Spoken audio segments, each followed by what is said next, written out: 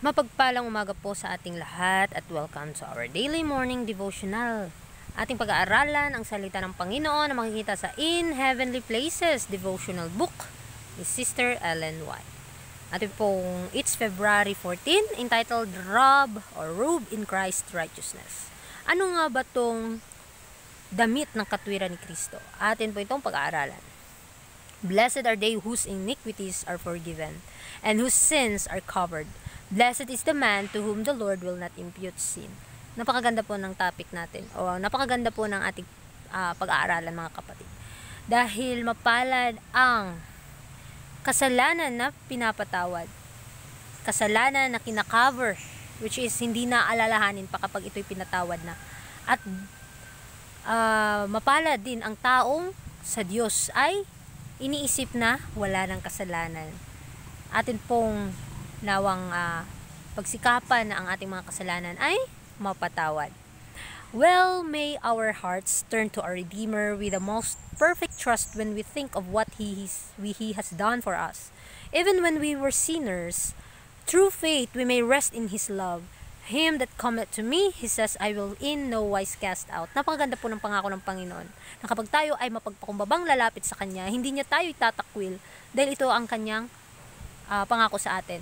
Na kapag ang ating mga puso ay nakaayon sa ating tagapagligtas, ang perfect trust ay nasa atin, ibinigay natin sa Kanya, ang gagawin natin o ang gagawin niya para sa atin ay ibubuhos niya ang pagpapala, ibubuhos niya ang walang hanggang biyaya, na kahit tayo ay mga makasalanan, sa pamamagitan lamang ng ating pananampalataya sa ating Panginoong Hesus na may pag-ibig, gumagawa, mga kapatid, kumikilos, gumagawa na may pag-ibig, na nagpapabanal sa kanluluwa, makakamit natin ang kapahingahan sa Kanyang pag-ibig.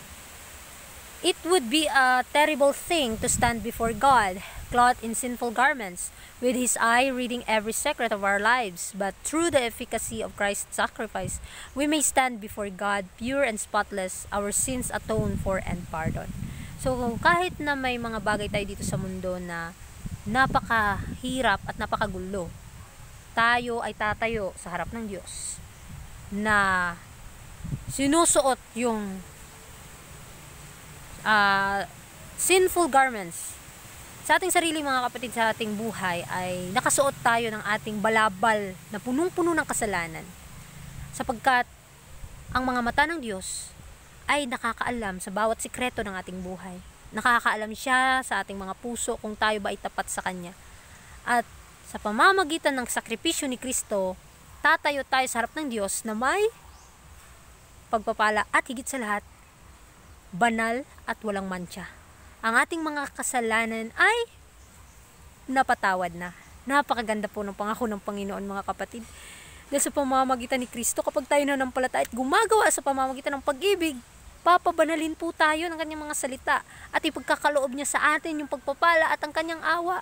Kaya maging fully surrender po tayo sa Kanya. Panghawakan po natin ang Kanyang pangako. If we confess our sins, He is faithful and just to forgive us our sins and to cleanse us from all unrighteousness.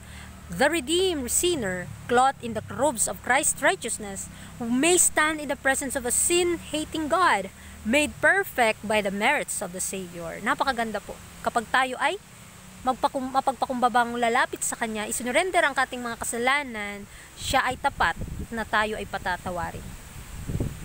At lilinisin niya tayo sa lahat ng ating kadumihan. At kapag tayo ay niligtas ng Panginoon, tayo ay makakasuot na ng balabal ng katwiran ni Kristo. At makakatayo tayo sa harap ng Diyos na perpekto sa pamamagitan ng merito ni Kristo. Only through faith in Christ's name can the sinner be saved. Faith in Christ is not the work of nature, but the work of God on human minds, wrought in the very soul by the Holy Spirit, who reveals Christ as Christ revealed the Father.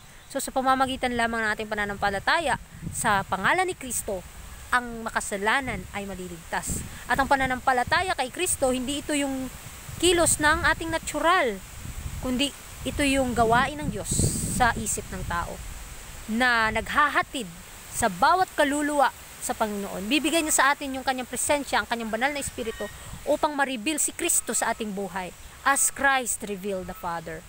faith is the substance of things hoped for, the evidence of things not seen, with its justifying, sanctifying power. It is above what men call science. It is the science of eternal realities. So, ang pananampalataya, ito yung naghahawak sa mga bagay na hindi nakikita. Na pinangahawakan mo yung mga bagay na alam mong ito'y makakamit mo kahit hindi mo ito nararamdaman o nakikita. Dahil ang pananampalataya, ito din ang magja-justify sa atin at magpapabanal sa atin, dahil kapag may pananampalataya tayo, doon tayo gumagawa at papabanalin tayo ng kanyang mga salita. At ang bawat tao na nakakaalam ng katotohanan, yung siyensya ng walang hanggang pagpapala, ipagkakaloob niya sa atin. Human science is often deceptive and misleading, but this heavenly science never misleads. It is so simple that a child may understand it, and yet the most learned man cannot explain it. It is inexplainable and immeasurable beyond all human expression. So, mapapansin natin yung siyensya ng tao tayo ay madadaya, tayo ay mawawala. Ngunit ang siyensya ng langit, hinding-hindi mabibigo. Kapag naangkin natin ang pagpapala at ang katotohanan ay ating lakaran sa simpleng bagay, dahil malalaman kahit ang mga bata ito'y maiintindihan. Ang katwiran ng Panginoon ay pagkakaloob sa atin, at mas maatin pang malinaw na mauunawaan ang bawat salita ng Panginoon kapag siya mismo ang nagpapaliwanag sa atin. Kasi nga, sa preconceived idea ng tao, hindi ito ma-explain. Ito ay inexplainable and immeasurable. Hindi mo ma-measure yung kanyang pagpapala, ang kanyang awa sa atin, beyond all human expression. What inexpressible love has the Savior manifested toward the children of men? Not only does He take off the brand of sin, but He cleanses and purifies the soul, clothing it in the robe of His own righteousness, which is without spot, woven in the loam of heaven. Gaano kaganda ang pag-ibig ng Diyos, o gaano kadakila. Hindi mo ito ma-explain, hindi mo ito masaysay sa ating mga labi. Ngunit kapag kami na-manifest ng anak ng tao, minanifest natin ang pag-ibig ng Panginoon, maiintindihan natin ang kanyang katwiran. At lilinisin at papabanilin ng Panginoon ang ating kaluluwa, at makakasuot tayo ng balabal ng kanyang katwiran, which is walang mancha, na haharap sa trono ng biyaya. He not only lifts the curse from the sinner, but brings him into oneness with himself, reflecting upon him the bright beams of his righteousness. So, kapag tayo ay nabago na dyan kay Kristo, kapag na-reflect na sa atin ang buhay ng Panginoon, ang kanyang liwanag na katwiran o katwiran ng Diyos sa atin, tayo ay hindi na mapapahamak. Kahit na tayo ay makasalanan, tayo dadalhin ng Panginoon, makikiisa tayo sa kanyang sarili. He is welcomed by the heavenly universe, accepted in the beloved Son of God. What glory can fallen man, through repentance and faith, bring back to God? So, tayo ay welcome. Tayo ay ninyayahan din ng Panginoon sa makalangit na universo, at tatanggapin niya sa pamamagitan ng kanyang anak na bugtong na si Kristo. Ang kanyang katwiran ay pagkakaloob sa mga taong nahuhulog.